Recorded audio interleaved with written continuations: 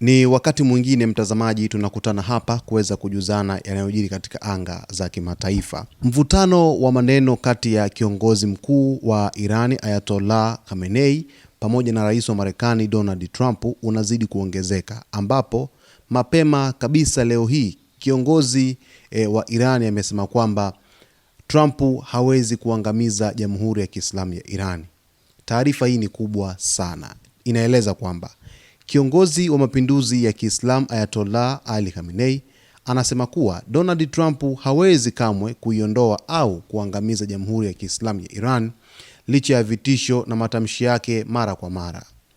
Akizungumza Jumanne asubuhi mbele ya maelfu ya wananchi kutoka jimbo la East Azerbaijan katika kumbukumbu ya maasi ya mwaka 1978 mjini Tabriz, Khamenei alijibu kauli za rais wa Marekani kuhusu nguvu ya jeshi lake. Alisema kuwa licha ya madai kwamba jeshi la Marekani ndilo lenye nguvu zaidi duniani, bado linaweza kupata pigo kubwa na kushindwa kusimama tena.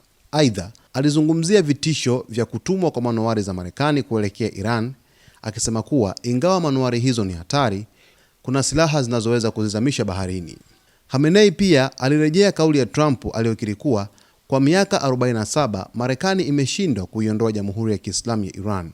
Kiongozi huyo alisema kauli hiyo ni ushahidi kuwa Marekani haitafanikiwa kufikia lengo hilo sasa wala siku zijazo. Alisisitiza kuwa vitisho vinavyotolewa na rais wa Marekani Donald Trump vinaonyesha nia ya kuitawala Iran, lakini akisema taifa la Iran lina historia, utamaduni na misingi ya Kiislamu ambayo haitaruhusu kutawaliwa na nguvu za kigeni.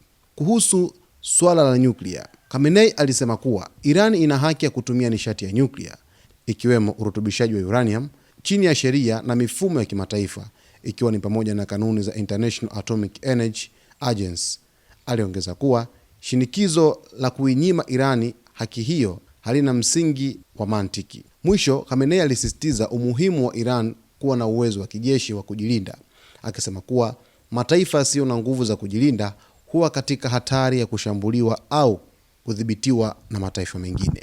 Kinachofanyika hivi sasa baina ya viongozi hawa wawili, Ali Khamenei nchini Iran lakini Donald Trump Marekani, ni majibizano ya maneno ambayo yanazidi kukithiri pande zote, kwa sababu mvutano kiukweli ndio unaongezeka katika ukanda wa Mashariki ya Kati baina ya pande zote, lakini sasa viongozi hawa wanazidi kuweza kutupiana maneno ambayo yamekuwa hayaishi usiku kucha, kwamba nitakuvamia, nitakushinda, nitaondoa utawala wenu, lakini huyu anakuambia kwamba hauwezi kuondoa utawala wetu.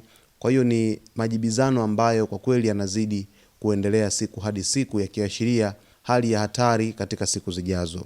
Khamenei amekiri kwamba labda kweli dunia inasema kwamba Marekani na jeshi kubwa, lakini kwa Irani linaweza likapata pigo la jeshi lao na lisiweze kuinuka tena. Kwa hiyo ni muendelezo tu wa maneno kadha wa kadha ya majibizano kati ya Marekani pamoja na Iran kupitia viongozi wao wakuu.